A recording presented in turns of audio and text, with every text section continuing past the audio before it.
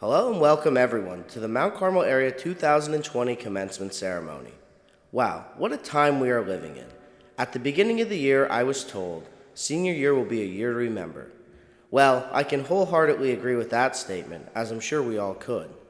This school year has been one for the record books, but it has not stopped us as a whole. From our first day to our last, we conquered all challenges and obstacles in our way. I can remember the first day of kindergarten like it was yesterday. And in the blink of an eye, here we are today. Our class is full of memorable moments over the past 12 years. I can remember our first ever field trip back in first grade when we cashed in on a 2-for-1 deal by going to Hershey Park and Zoo America. I remember being in fourth grade on the first day while everyone was excited and nervous to start switching classes. That was officially the first day I started becoming unorganized with my books, folders, and papers. And it only stuck for 8 more years, I hope. Remember 6th grade when we all thought we were too cool for school? We couldn't wait to move next door. That year was when us guys weren't afraid to sit next to girls, learning they did not have cooties. When we did moving on up day, I remember how excited everyone was to eat out the cafeteria. Finally, we had more than 2 choices. When we reached 7th grade, we were all very happy and scared about being in the high school. This was also the year we started making new friends and becoming our own person. I remember becoming friends, then best friends with Shicky, Nevis, Reno, Hunter, Pupo, Brock, and Zane. We all still hang out to this day and somehow managed to make it to today. Then 9th grade came. It was so hard to believe we only had 4 years left. Quickly, junior year came out of nowhere. It was the year of our first official prom and when we started to look at colleges. Finally, senior year came and was a mix of all emotions. From happy to sad, we had the best year possible, even though it was cut too short. We stuck together. We helped each other out, even when we were down. Special shout out to Peyton and Lindsay for pushing me around in my wheelchair back when I broke my leg. For students, thank the people who helped you become the person you are today. To my mother, you have always been there for me. Without your kindness, love, and morals, I would not be the person I am today. To many nurses and aides who helped me out, I wouldn't be alive without you guys. To the Everetts, thank you for taking me in as one of your own. You guys are a second family to me. To my classmates, good luck in your future endeavors and never forget where you came from. Cherish the memories and fun moments you had during your time at Mount Carmel. This is Whiskey, signing off for one last time.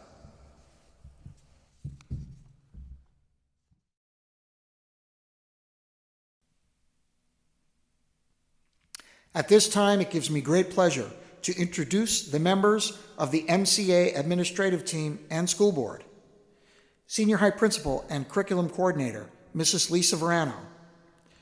Junior High Principal and Assistant to the Superintendent, Mr. Pete Cheddar.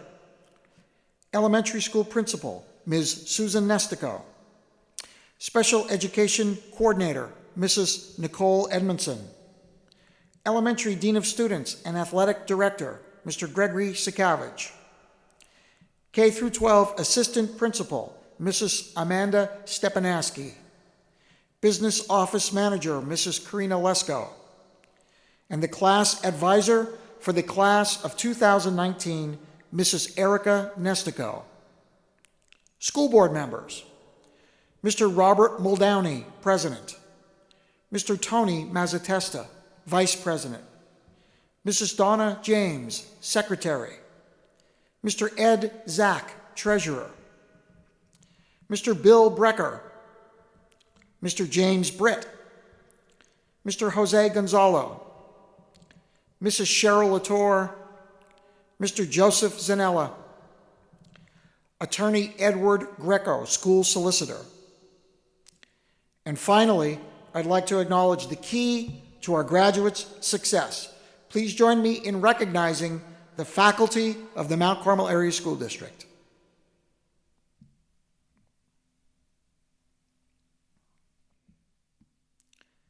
On behalf of the Mount Carmel Area School District Administration, Board of Directors, faculty, and staff, I would like to welcome all of you to the graduation commencement exercises for the Class of 2020. The Class of 2020 celebrates 128 special young adults as was demonstrated at their virtual class night ceremony on Monday. And as you are about to see, these graduates have surely achieved much at MCA academically, athletically, musically, and artistically, and they are now ready to move on with their lives. To my fellow parents and family members of the class of 2020, my congratulations to all. You indeed have much to be proud of. The class of 2020 and the entire MCA school community experienced challenges the last few months that would have had many throw in the towel, but instead we rose to the occasion and are all joining in celebrating these exceptional young ladies and gentlemen. As we all know, this year took away many traditional end of senior year moments for the class of 2020. Live events such as National Honor Society inductions, the prom, the traditional class night ceremony, although Mr. McPhee's production was excellent, the honor student dinner, and a live commencement tonight. What has made this story appear to be tragic, however, is also what makes this class so special. You are a critical part of history. We are planning to continue your honor this summer at live events, such as the prom, hopefully in late July, and a live commencement ceremony, hopefully on the weekend of August 8th, and any other events that we could make happen. Ladies and gentlemen, I want you to know that we, the faculty, staff, and administration here at MCA, have the greatest jobs in the world. We have the honor and privilege of watching our students grow from young children to young adults. And unless you are an educator, you have no idea what a thrill it is to be able to play such an important role in their lives. To each and every member of the class of 2020, we have thoroughly enjoyed watching you grow through your elementary years, through your time at our junior-senior high school, and now we celebrate your many accomplishments together. As I end my time as superintendent at MCA, I am honored to be overseeing the graduation ceremonies of this special class. Some have said, what a way to go out. But I am both honored and proud to celebrate the class of 2020 as my last class while serving as the leader of MCA.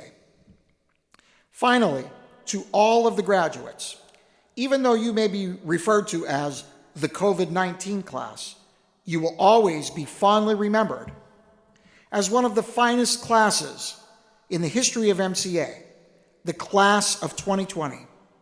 When you hear the alma mater later this evening, cherish the moment, and no matter where your path leads you, always remember your home, MCA. Oh, and to my son Matthew, you did it, buddy. As we at Mount Carmel area attempt to provide the most rewarding graduation experience possible for our seniors, we have gone all the way to London, England, to obtain a commencement speaker for the class of 2020, and that is John Mulo. John is an experienced healthcare entrepreneur and cancer survivor with board and executive level experience in private and NHS organizations. He is currently the CEO of Medipass Healthcare Limited, a company that provides and manages advanced cancer equipment to hospitals. They offer cost-effective solutions for institutions needing to invest in modern medical equipment and are a part of KOS, a major European healthcare group with over 4,500 staff providing healthcare services. Previously, John had been a co-founder, director, and executive with 4 other companies throughout Europe. He has also served as a non-executive board member at both private healthcare companies and with the National Health Service in England. Mulo is also a founder of Nadia Cares Limited, a startup digital therapeutics company with a focus on reducing illness-related suffering. John is a 1973 graduate of Mount Carmel Area High School, where he was an outstanding running back for Coach Jazz Dimnick, playing on the Eastern Conference Southern Division Championship team in 1970, and then as a co-captain of the undefeated 1972 Eastern Conference champions. His 2,900 all-purpose yards at the time placed him squarely in the top 10 all time. He moved on to Susquehanna University, where he played for 2 years before moving on to the sport of rugby. He then led his team in scoring every year and became the MVP at a statewide rugby tournament. After receiving a BS from Susquehanna in 1977, John obtained a master's degree from George Washington University in 1982. He then would graduate with his JD degree with honors from the University of Pittsburgh School of Law in 1987 and became a partner in 3 law firms, including 2 international law firms. He moved to England in 1999 to open a branch for a Pittsburgh law firm. It was there that he met his wife, Roberta Boschetti, from Napoli, Italy. Together, they are the parents of 7-year-old twin girls, Isabella Rose and Amelia Rose. John is the proud son of the late Betty Lee and Edward Mulo of Atlas. Please allow me to welcome back to Mount Carmel area, although virtually, John Mulo.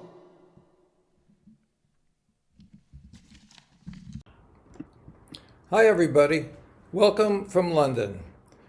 Just after Jose asked me to speak, I thought back to my own graduation, and I quickly realized that there was very little that I remembered about it.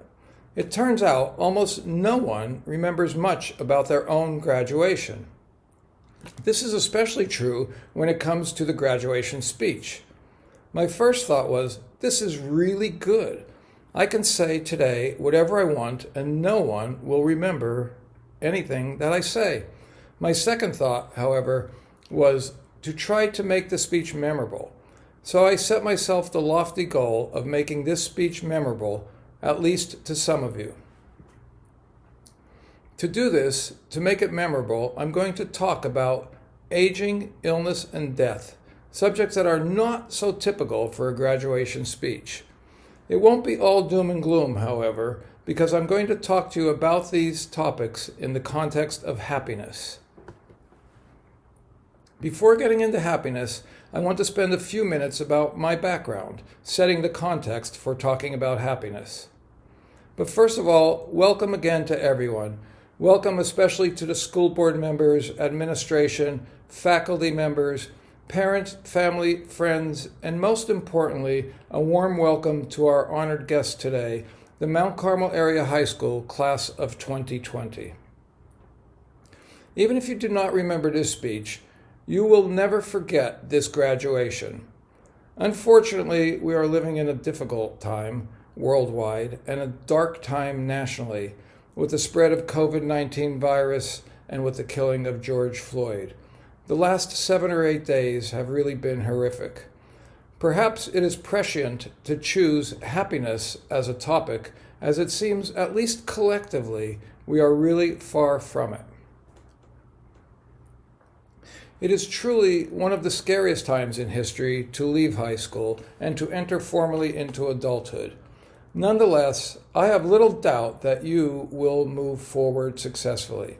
You can gain comfort from knowing others before you have experienced similar daunting times and have moved forward. For example, the killing of a president, the Vietnam War, 9/11, the financial crisis of 2008. To do this, we have to persevere, learn to respond intelligently and compassionately, and to not react without reflection or wisdom, and together we will get through this. Because of all that is going on today, your graduation is extra special.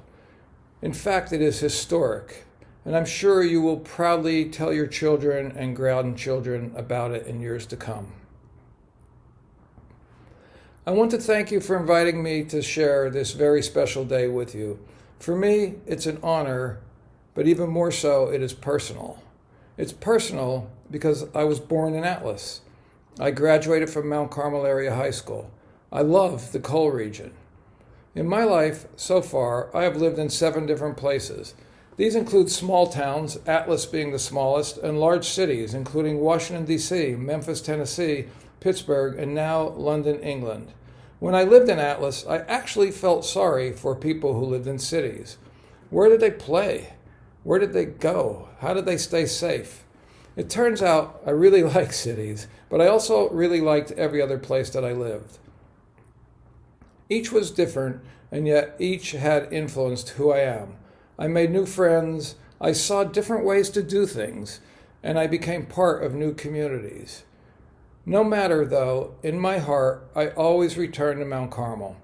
This is where I'm from, this is where I got my start, and this is where I began to form my core values. Mount Carmel has been and is important to me.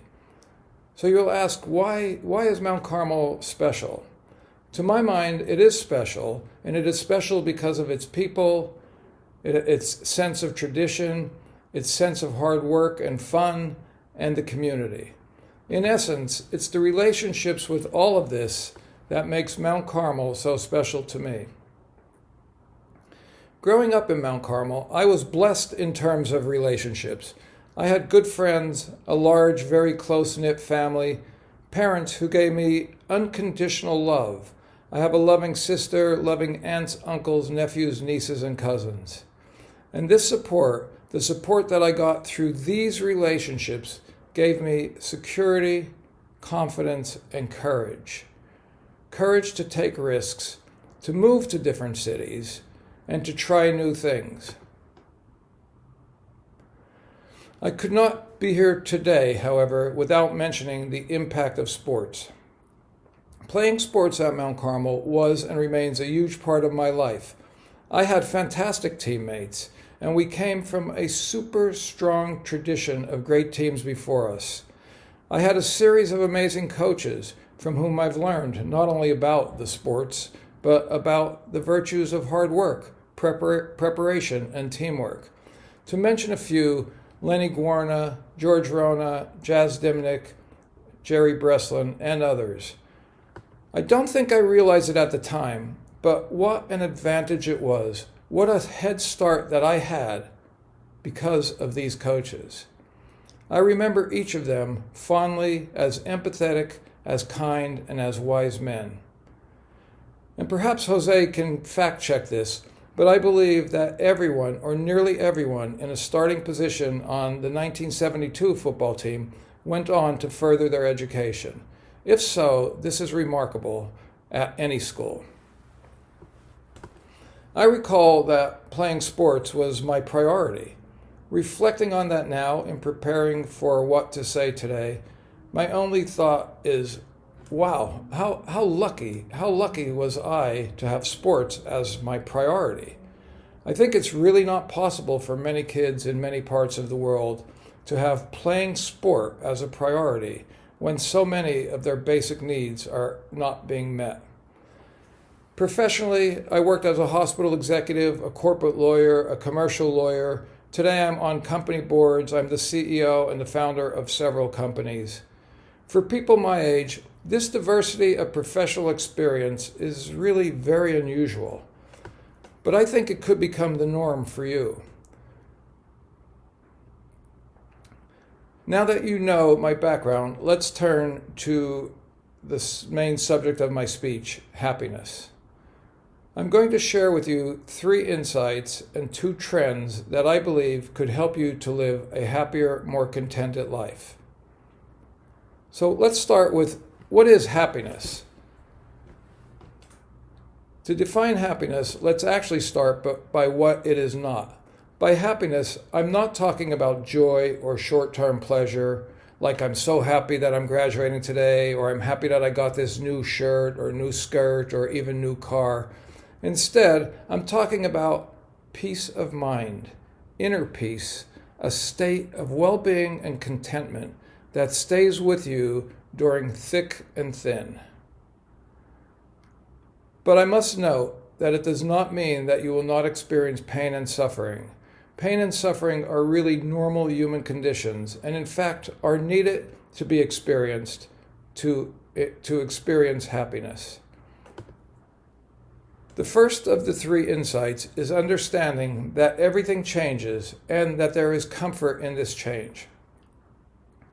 Going back to COVID-19 again, It seems as if everything has changed. In only 3 short months, sports have changed, shopping has changed, socializing has changed, going out has changed.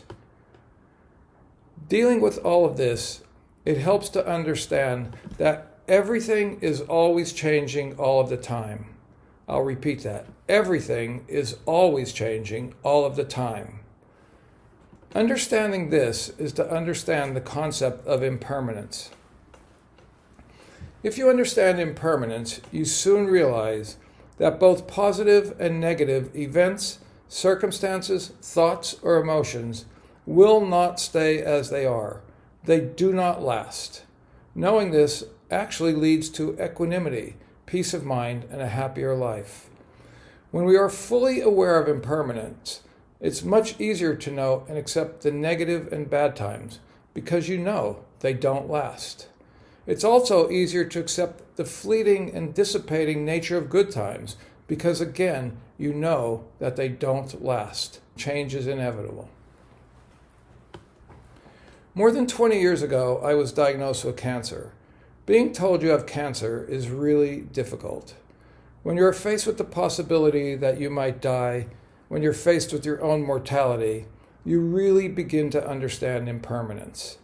Today, I can honestly say that being diagnosed with cancer was one of the most positive events in my life.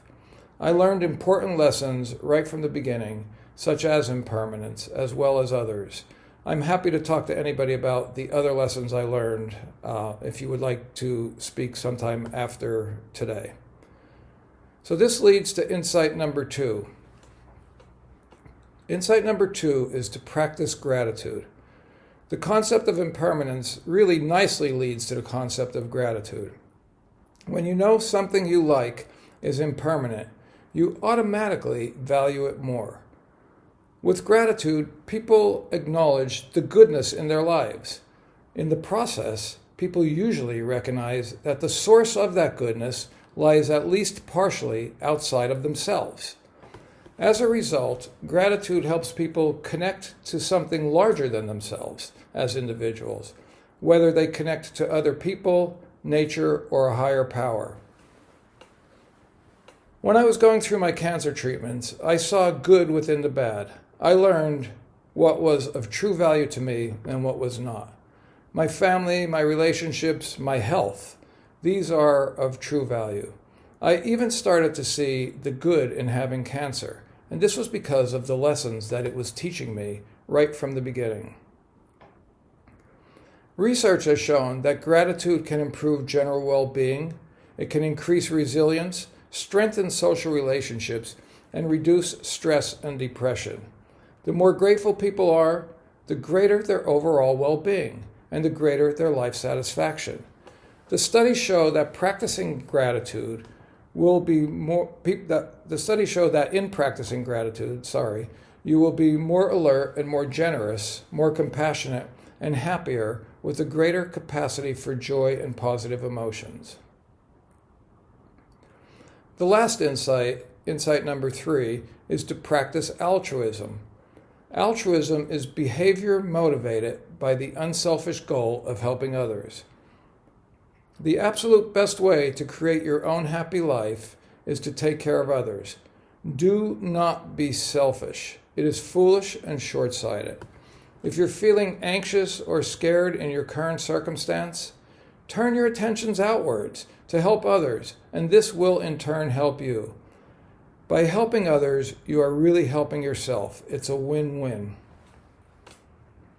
So there are scientifically proven techniques and exercises that you can practice to train your mind in the insights of impermanence, gratitude, and altruism.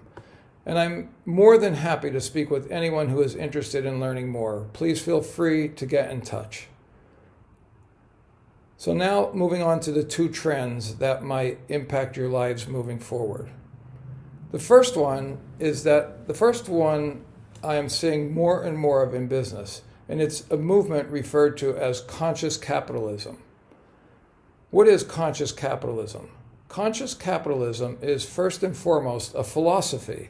It's a philosophy that provides for businesses to not only seek to maximize profits, but to instead seek to serve all principal stakeholders associated with the business. It does not promote minimizing profit seeking, but it does encourage the assimilation of all common interests into the company's business. A conscious business will consider the business owners or shareholders, but it will equally consider its employees, its supply chain, its community, and even its impact on the environment. A business that is conscious has a higher purpose, a purpose beyond pure profits, and in doing so, it inspires and engages its stakeholders, its employees, its owners, its customers, and its community. One of my startup companies is called Nautia, and Nautia actually has a higher purpose. The purpose is to reduce cancer-related suffering. And I see this as a positive development. It's crystal clear in today's COVID-19 environment that all stakeholders, all people, are interdependent and need to be considered equally. The philosophy of conscious business can be practiced and incorporated into any business, but the good news is it can also be incorporated into our daily lives. I suggest that in the transitioning from high school to the next phase of your life, I encourage you to seek out opportunities to practice this. And if such opportunities do not readily exist, to put real effort into creating them yourself. The final point that I would like to address is the fact that statistically, many of you will live to be 100 years old. Studies are showing that people who are 18 today will live to be 100 years old and beyond. Living to 100 could be viewed as negative. For example, if your final 50 years are lived in chronic pain, this would not be good. On the other hand, and more likely, it can be very positive. But to live well to 100 requires effort, and that effort needs to start now. According to a book called The 100-Year Life, your generation will be the first to experience as normal moving in and out of multiple phases to your life. By multiple, I mean more than 3 phases. Your parents, and especially your grandparents, traditionally lived what is referred to as a 3-phase life. Phase 1 is to go to school until you're in your late teens or 20s. Phase 2 is to work for the next 30 or 40 years. And phase 3 is to retire for the rest of your life. The 3-phase life works well when people live to an average age of 75. However, it does not work so well when people are beginning to live to an average age of 100. The simple reason is that not many people, and almost no society, can afford to have people non-productively retired for nearly 40 years. According to the 100-year life, living a multiple phase life means that you will see people dipping in and out of work and education several times in their lives, and almost at any age. For example, it will not be uncommon to have a college class of 20-year-olds mixed with 40, 50, 60, and even 70-year-olds. It will also not be uncommon to be a student, then a construction worker, then a business owner, then a student again during the various phases of your life. To take advantage of a multi-phase life, you cannot move passively through the years. Instead, you must be active, and you must approach all situations as a learner rather than as a knower. In every phase, remain open-minded, remain curious, remain present to your situation, and learn. Learning must be a constant. A few days ago, I was listening to a podcast, and I heard the host say, "We all start where we are." If you're at the top of your class, the middle, or the bottom, each one of you has the same opportunity to start fresh, to start again, especially today with it being your graduation day. If you decide to put into practice the 3 insights of impermanence, gratitude, and altruism, If you decide to cultivate a conscious business philosophy in your life, considering equally all people, all stakeholders in your decisions and your plans, and if you decide to remain open-minded, curious, and strive to constantly learn, then I sincerely believe, in fact I predict, that you will live a happy life, a life with peace of mind, equanimity, and contentment. And in doing so, you can do great things. You will become change makers, contributing in ways that benefit your family, your friends, community, city, country, and who knows, maybe even the world. While at the same time, you will be moving to a happier and more peaceful personal existence. Yours will be a purpose-driven life, a win-win for society and for you. In closing, please know that I'm really not asking you to remember any of what I said today, but I will ask you to consider to regularly pause, to reflect, and to be aware of your present situation. And in doing so, to intentionally decide to take action that are helpful to others. You just can't go wrong with doing that. Again, congratulations to the Mount Carmel Area High School class of 2020. I wish you all the best going forward. Thank you for listening.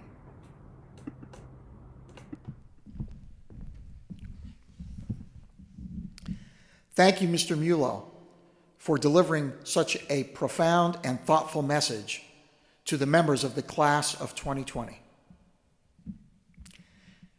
And now to deliver the salutatory address, it gives me great pleasure to introduce the daughter of David and Francine Menko and the salutatorian of the class of 2020, Grace Menko.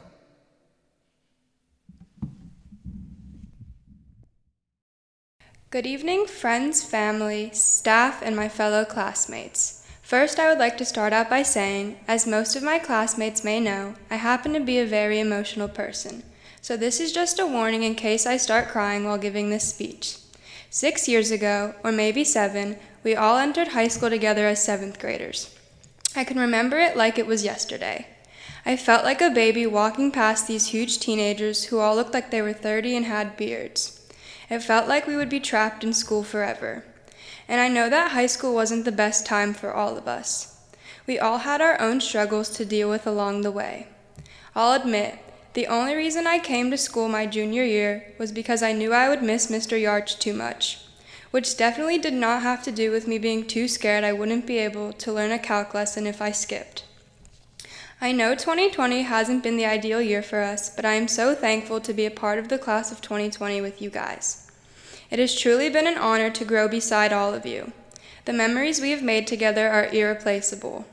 It breaks my heart that we won't ever get to scream, "Hey baby," at the top of our lungs in the freezing cold student sections to support our boys on the football field again.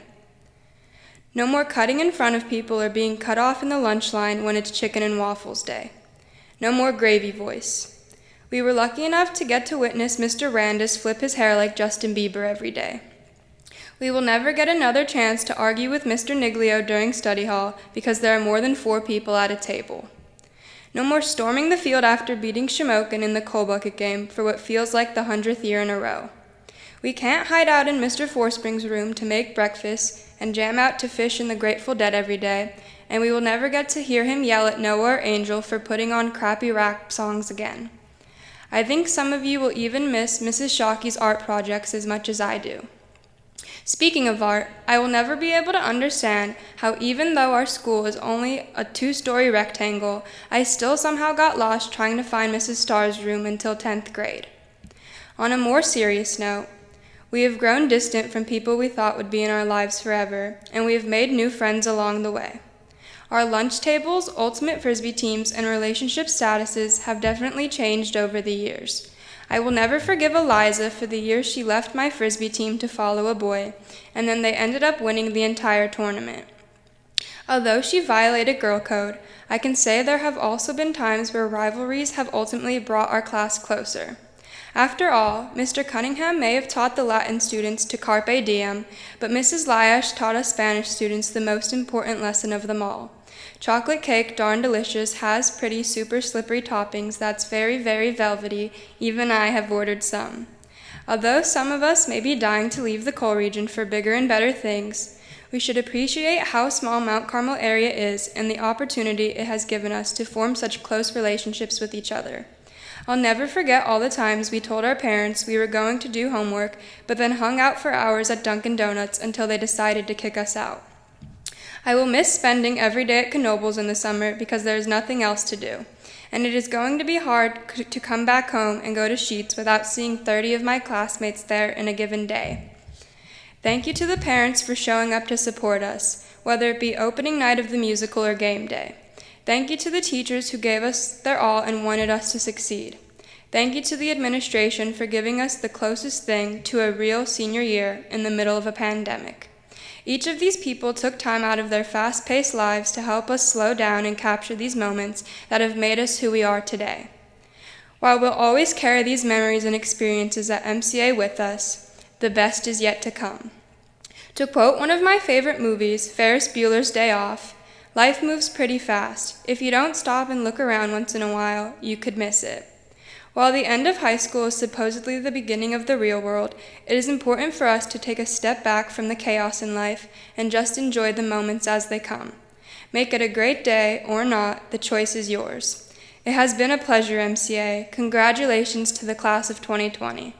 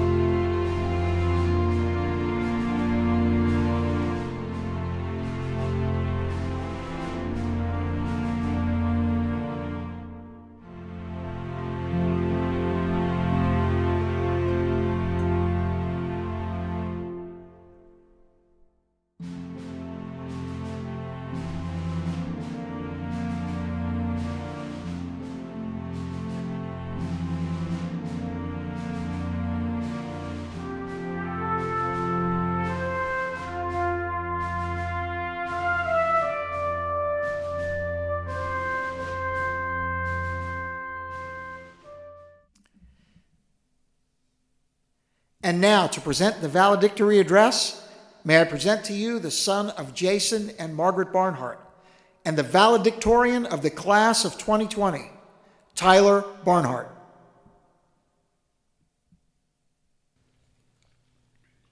Good evening, and thank you for attending tonight's ceremony. We are a unique senior class. Together, we've endured hardships that we have never believed to be possible. From young up, we have constantly been on a journey to reach the summit of Mount Carmel, only to have a boulder crash down and stop us dead in our tracks. With bottomless vigor, we've attempted to break this roadblock, and in hope to reach the other side. Although we have not moved it, we have found ways around it, and now we sit in the fruits of our labor. But just for a moment today, as we rest on the other side of this daunting boulder, I believe we should focus on the memories we created during our time as students at Mount Carmel area. We all began at the base of Mount Carmel in kindergarten. Our class of small, rowdy 5 and 6-year-olds had their first taste at what life at MCA would be like for the next 12 years. In the blink of an eye, our class graduated kindergarten as the class of 2008. As we received our diplomas, we passed the first major milestone on our journey into education. I still remember my disappointment upon discovering that my diploma I received at the ceremony was just a piece of paper.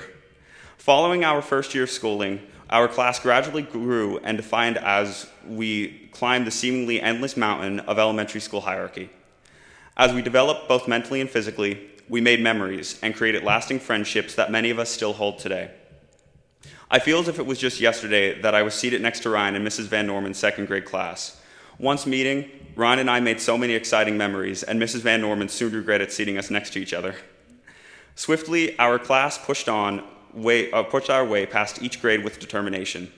Every year, we were taught by amazing teachers that prepared us for what challenges lie ahead. We were taught the horrors of long division by Mr. Paulson, the history and geography of the world by Mrs. Grayeski, and how to wake up and smell the coffee in Mrs. DiFrancesco's reading class. Finally, we reached the summit of the elementary school mountain, 6th grade. I think we can all agree that by far, 6th grade was a year to remember. We reached our second milestone on our climb.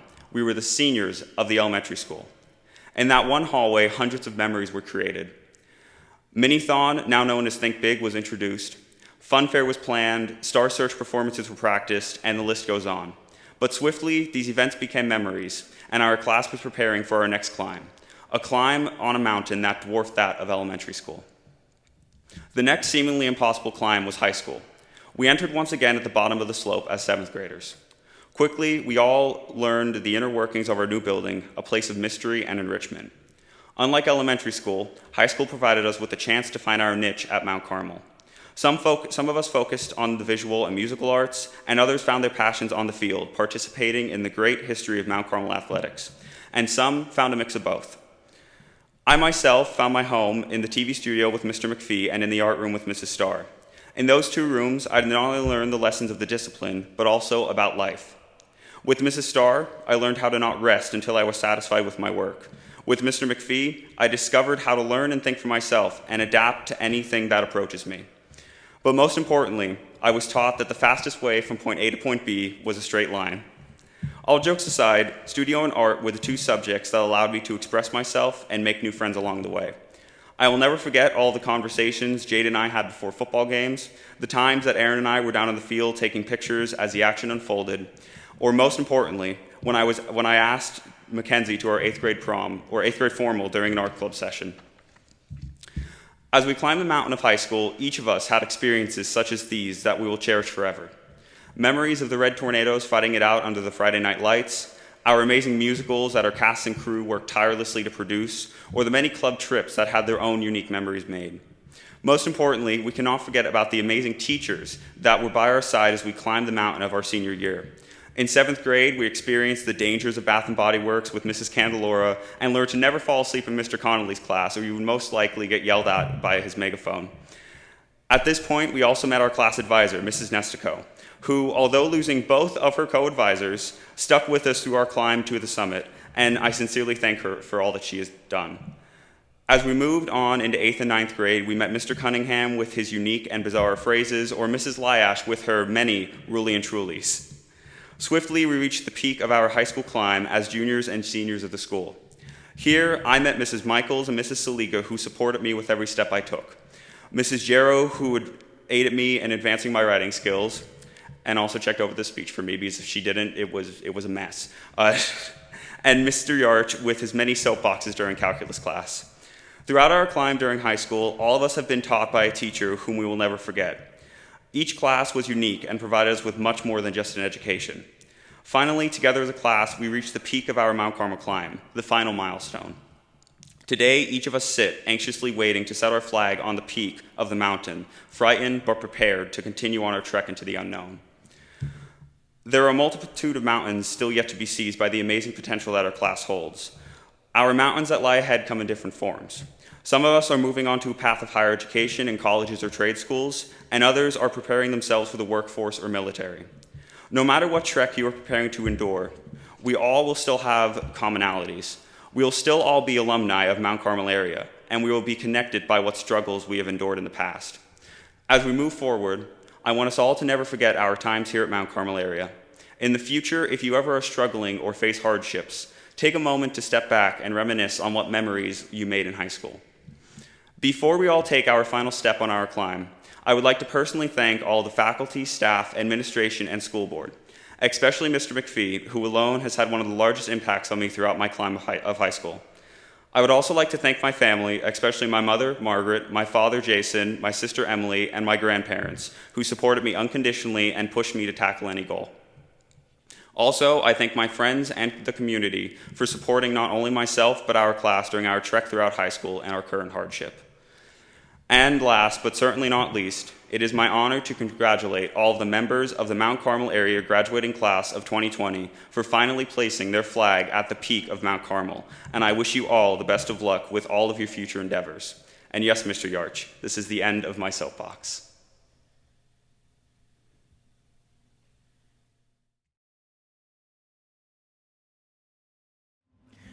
Elijah Petrie Watkins.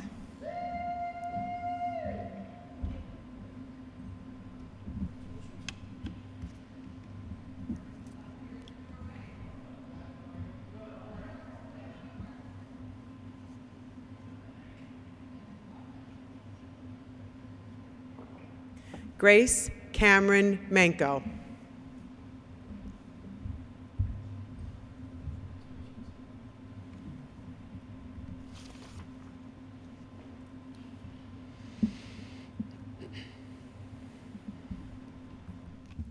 Jason Frederick Patrick.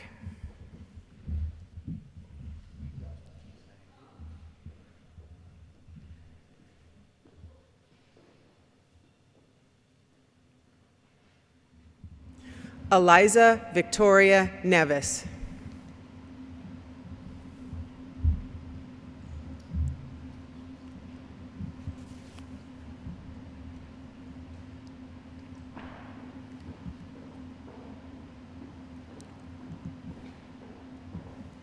Josie Nicole Adams.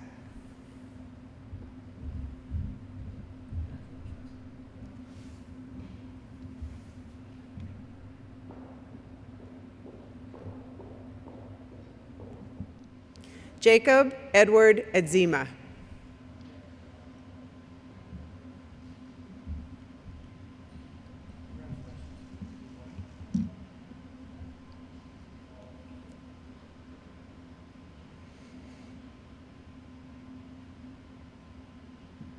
Robert Allen Allers.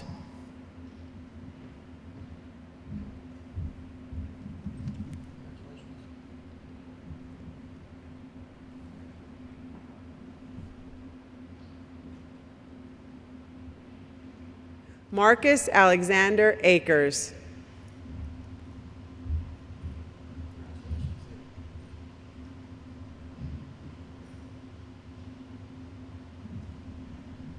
Tyler Robert Barnhart.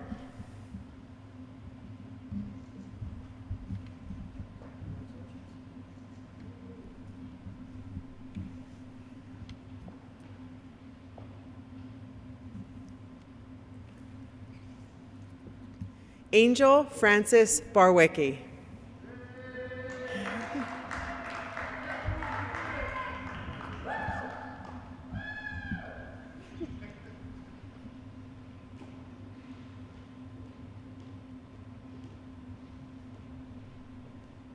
Logan Nicholas Bass.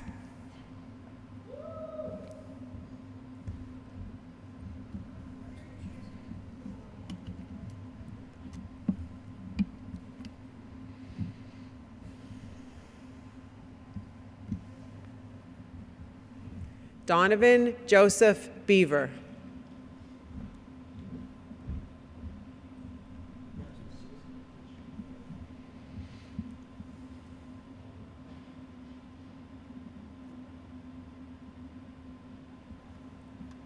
Victoria Rose Belfonte.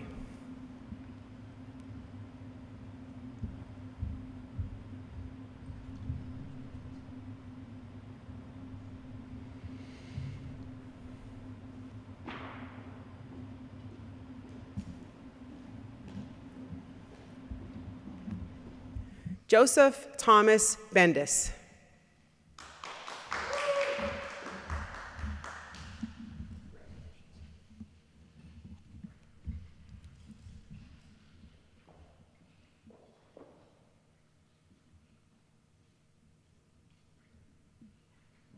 Noah James Burkowski.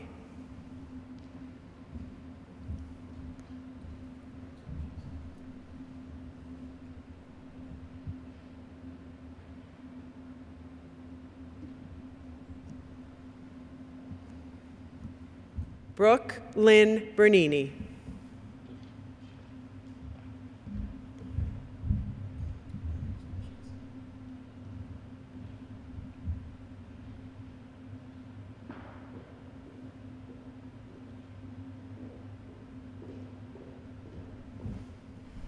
Gage Bonner.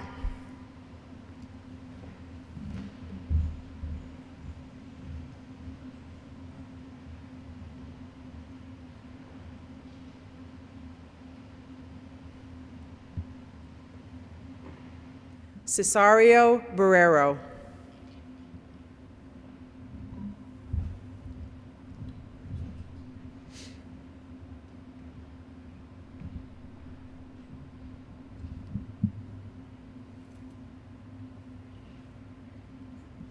Erin Nicole Bosler.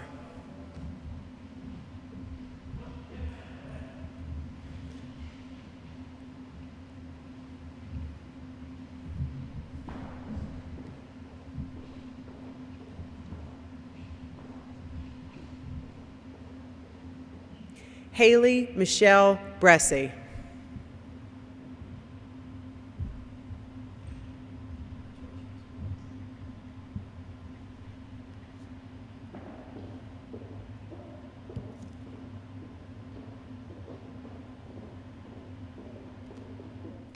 Lillian Maureen Britt. Lily's diploma will be presented by her father, school board member Jim Britt.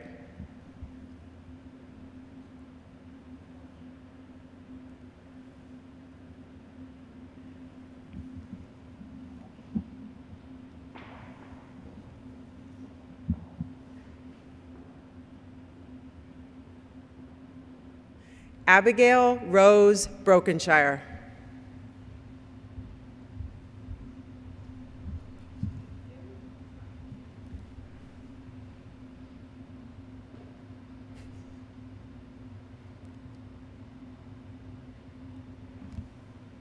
Connor Joseph Brown.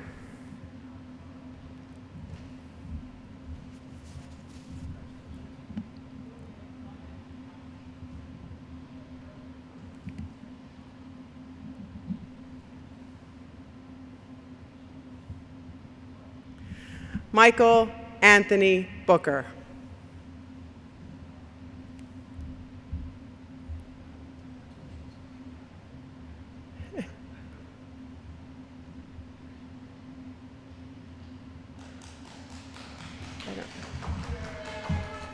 Bobby Bush.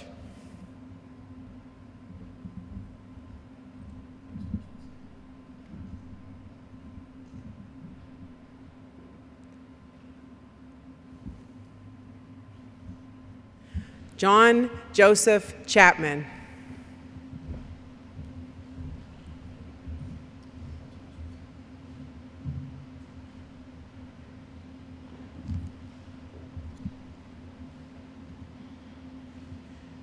Cody Joseph Chmielewski.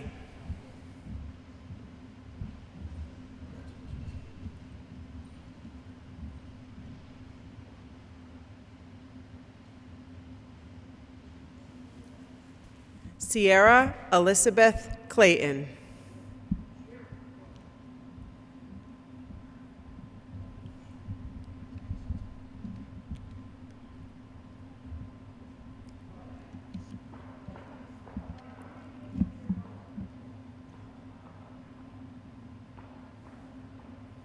Cheyenne Renee Dirk.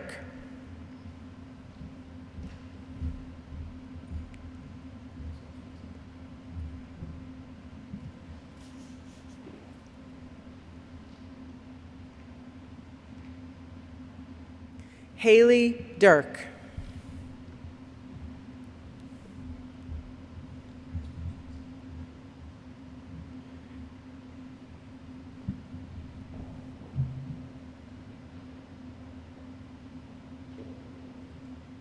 Taya Jade Drumheller.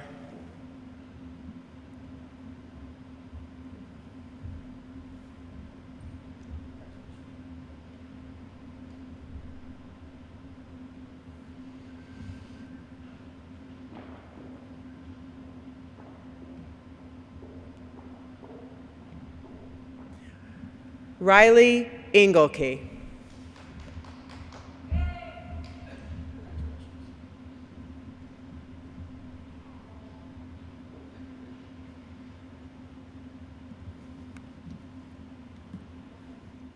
Brock Anthony Everett.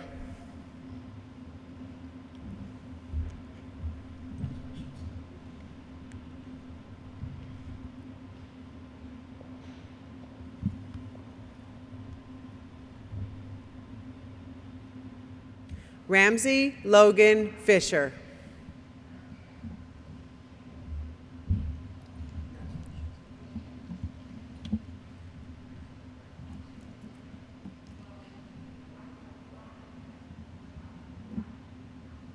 Jasmine Nicole Gainey.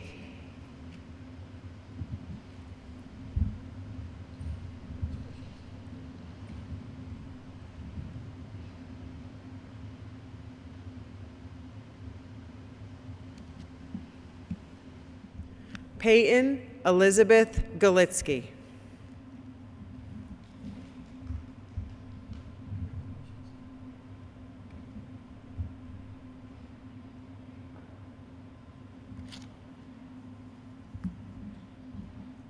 Megan Rose Gogler.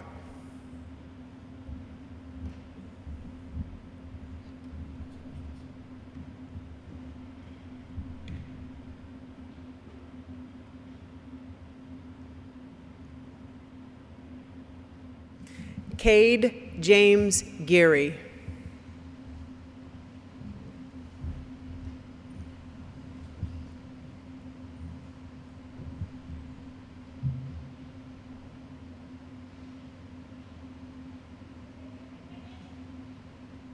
Brianna Lynn Geiger.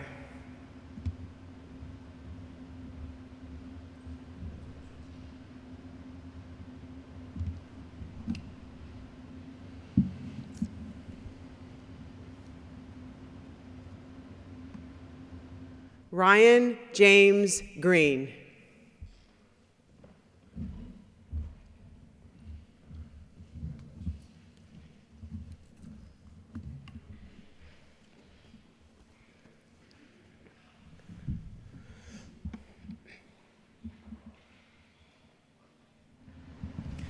Elena Marie Harmon.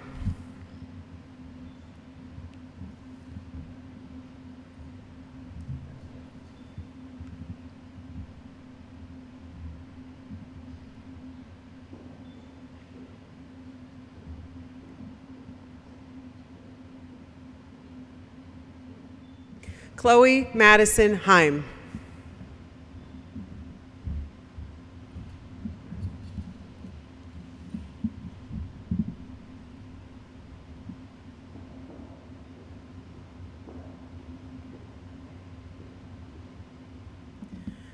Colin Michael Herb.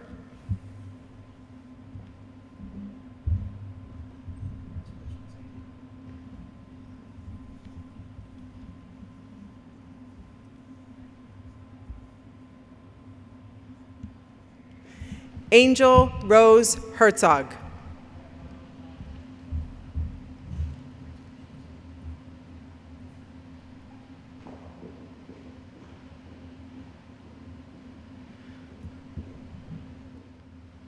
Benjamin Hidley.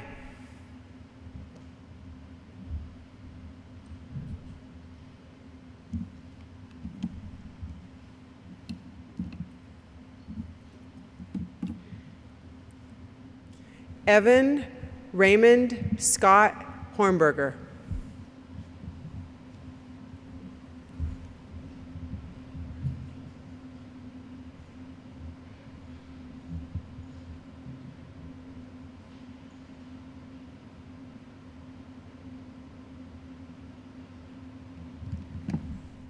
Caitlin Jean Hoskin.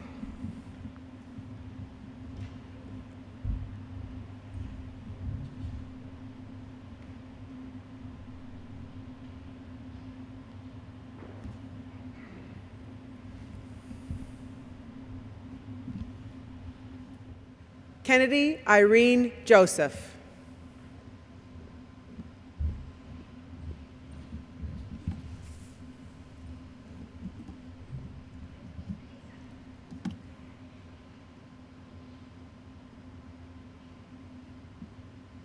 Gregory Brian Kuiper.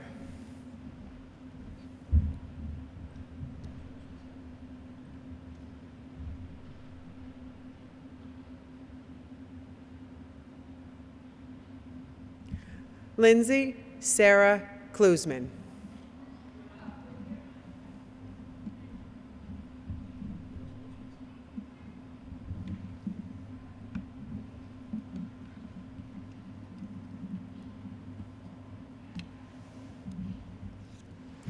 Tiffany Lynn Kreisel.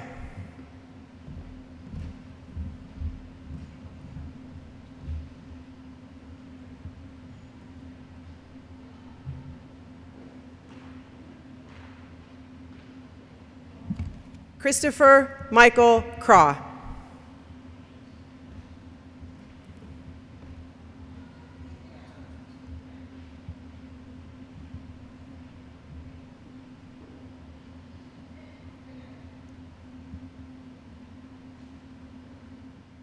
Connor Robert Krakowski.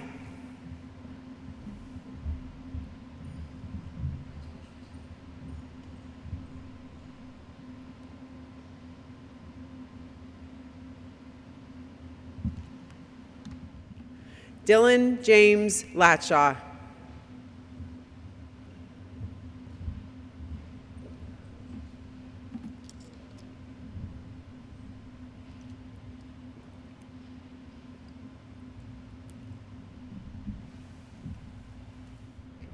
Peter Long.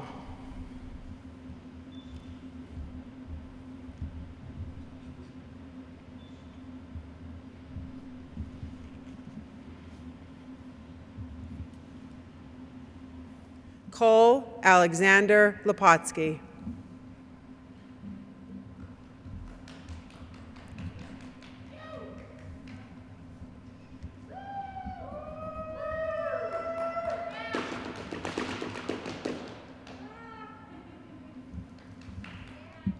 Michael Mark McCuskey.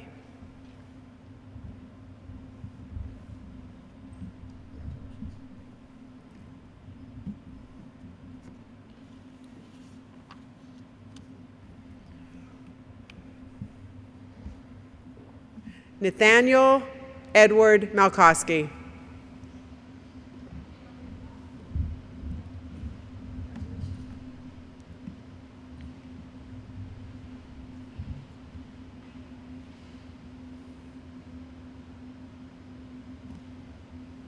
Sydney Catherine Marquette.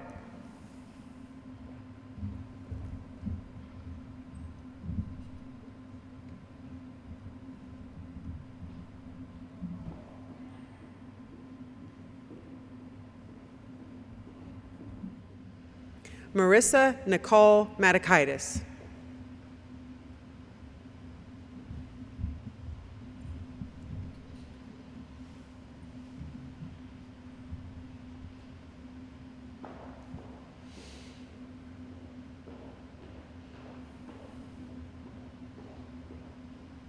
Tony Ryan Miller.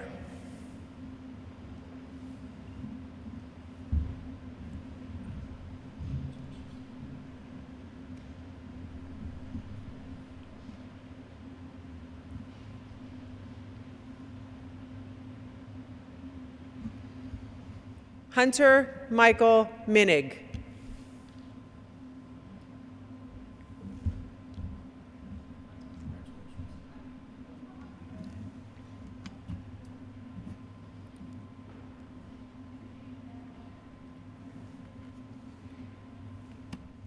Brandon Tavors Moore.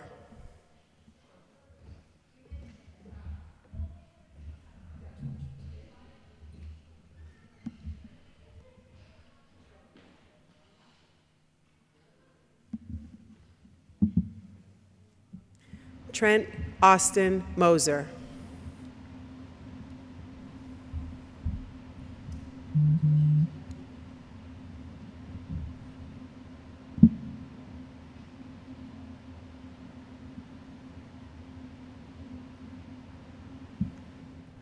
Brendan Charles Nevis.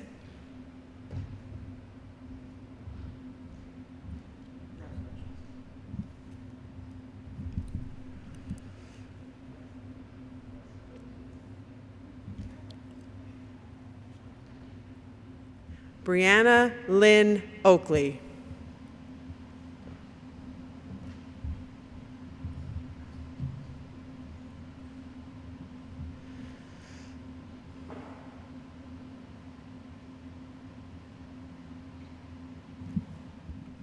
Griffin T. O'Donnell.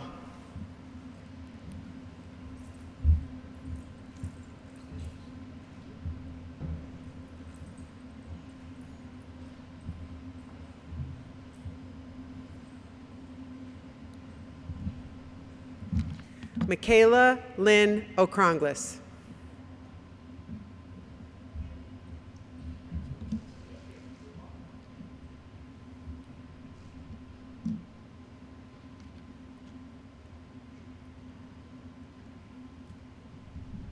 Emily Elizabeth Olszewski.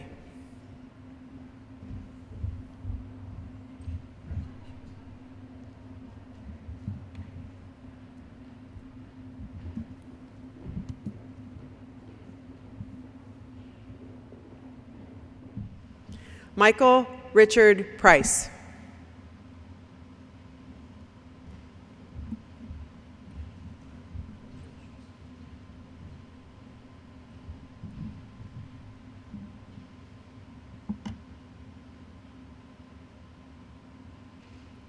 Dylan Patrick Pupo.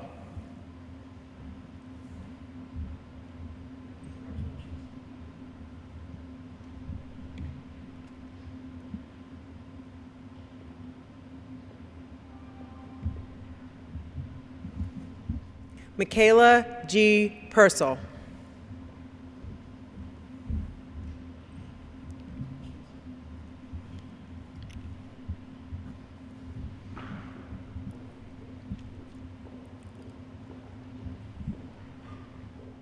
Mackenzie Noel Pyle.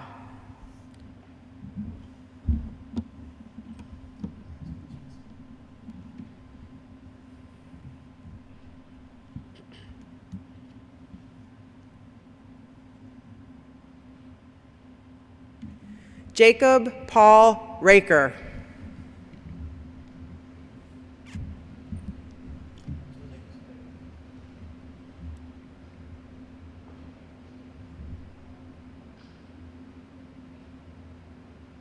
Austin Michael Reed.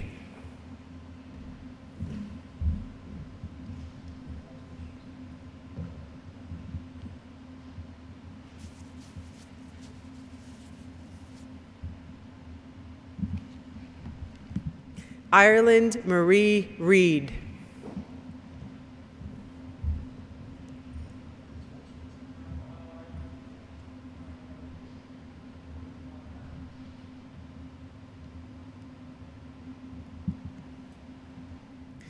Olivia Erin Reiner.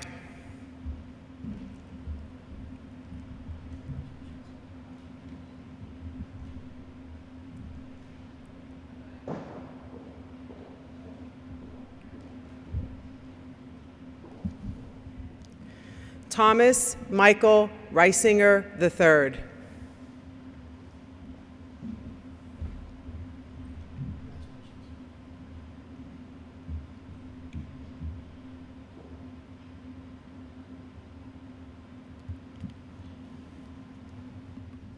Jeremiah Hamilton Reno.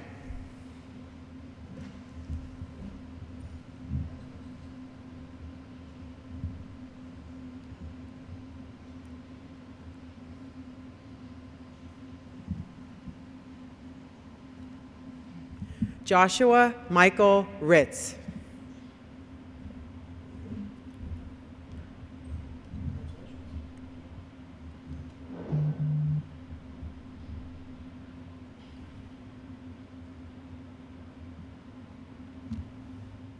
Andrew Michael Rooney.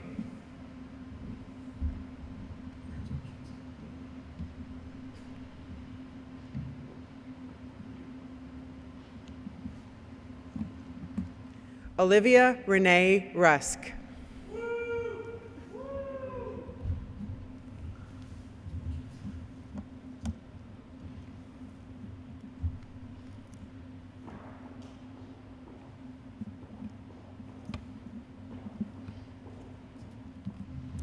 Kimberly Schmidt.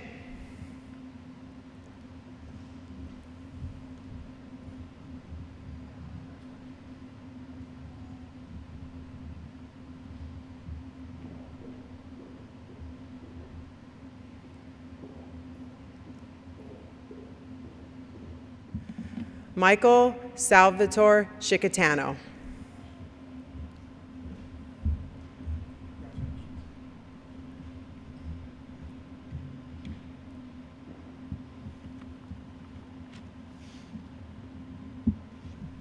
Jewel Diamond Scott.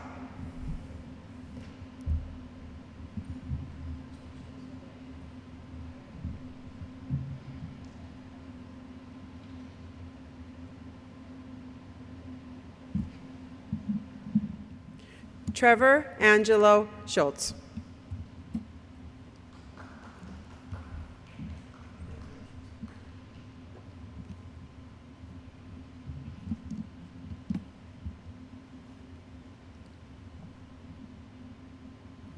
Bradley Evan Shurock.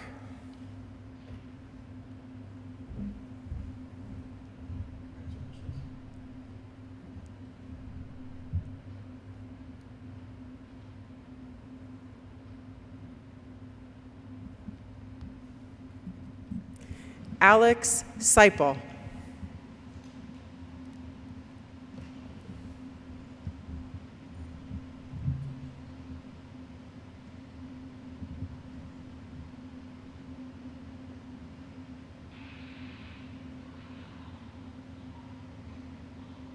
Jeremiah Jacob Smith.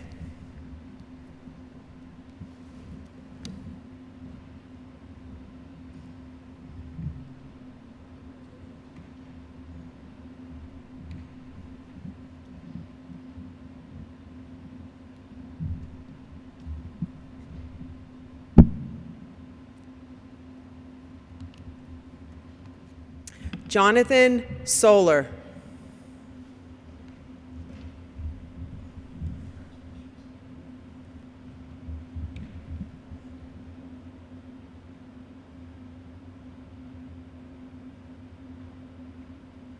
Madison Christine Sosky.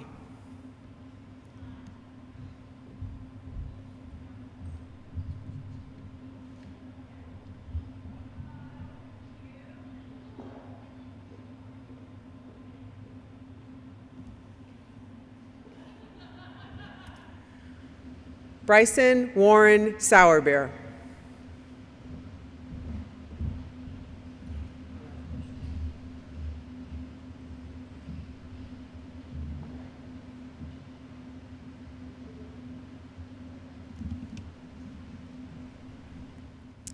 Gavin Richard Sutherland.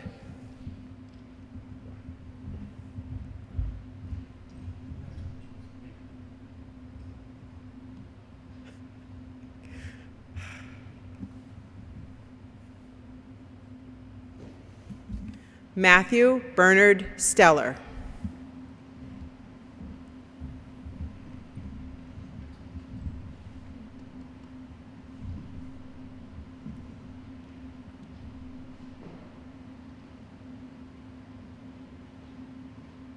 Kira Marie Stickler.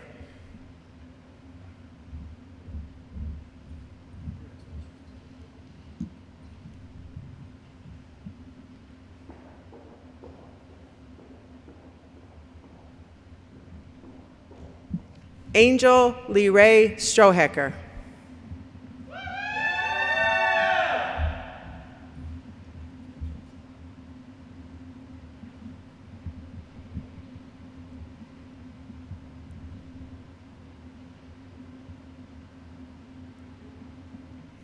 Anthony Michael Stutzkavage.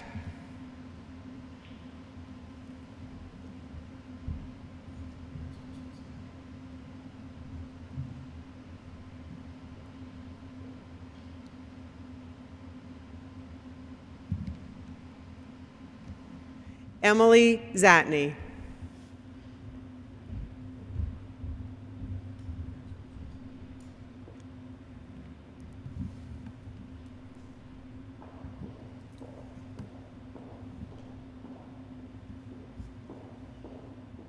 Brianna Patricia Louise Tamborelli.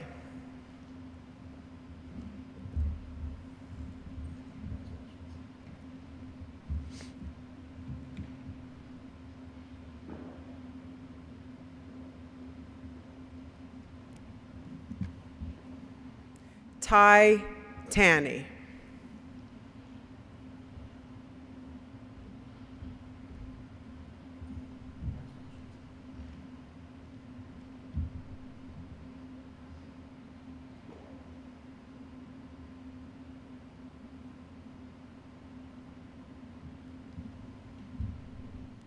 Severin Joseph Templin.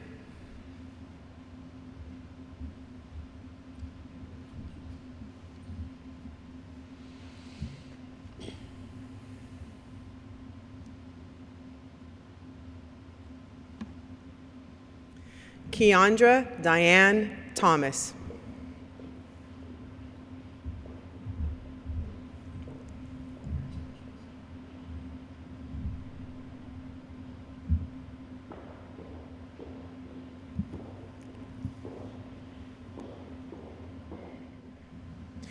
Angelina Torres.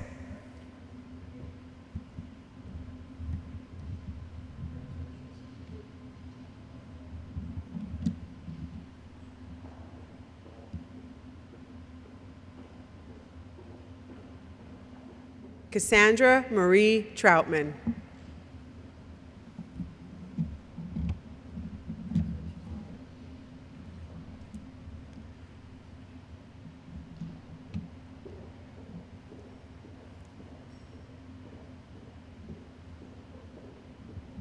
Nicholas Gabriel Troutman.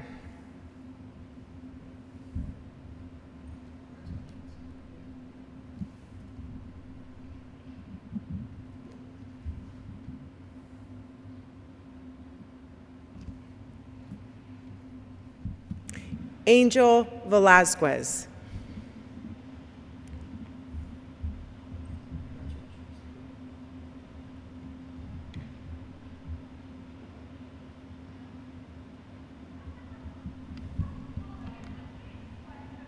Vanessa Madison Walter.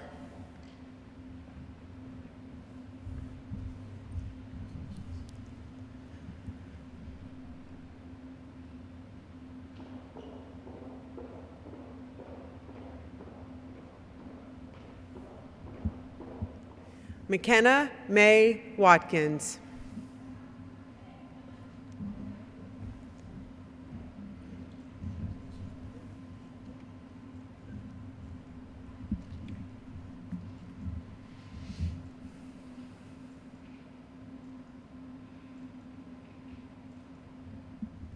Dejanay Qualisha Watson.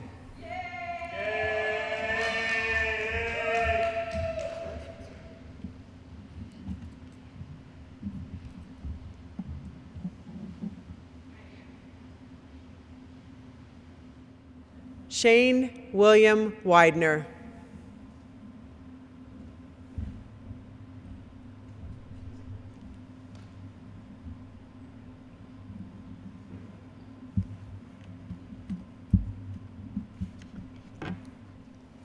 Zachary Weiss.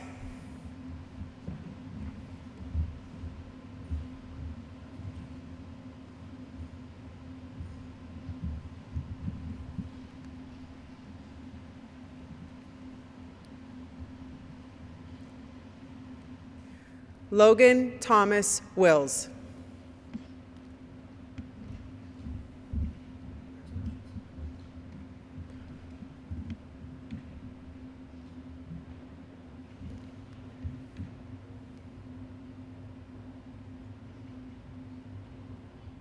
Tyler Joseph Weinhofer.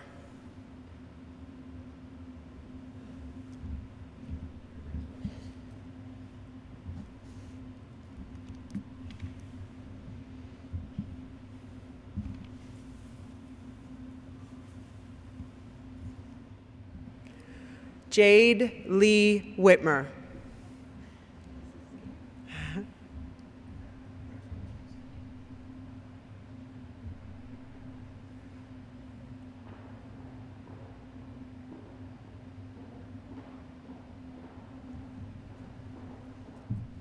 Michael Gabriel Wanzik II.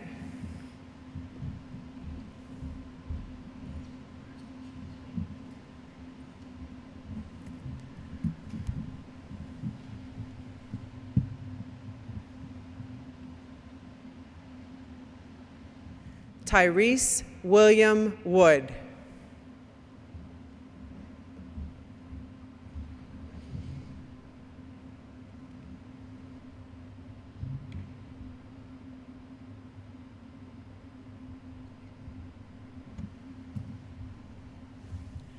Elizabeth Ann Yeager.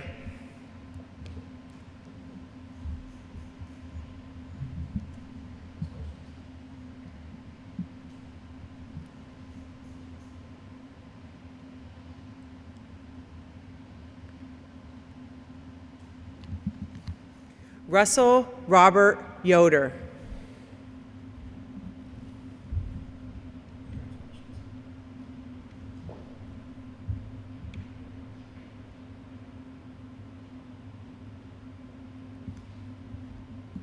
Josiah Benjamin Zeigert.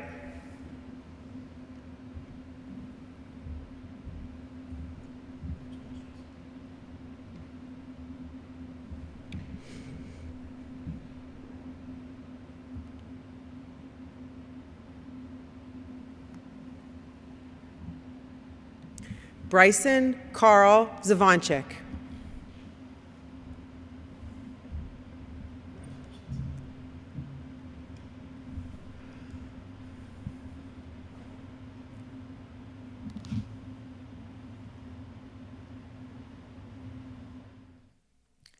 It is my honor to congratulate the class of 2020 as graduates and alumni of Mount Carmel area. Great job, ladies and gentlemen. We're proud of you.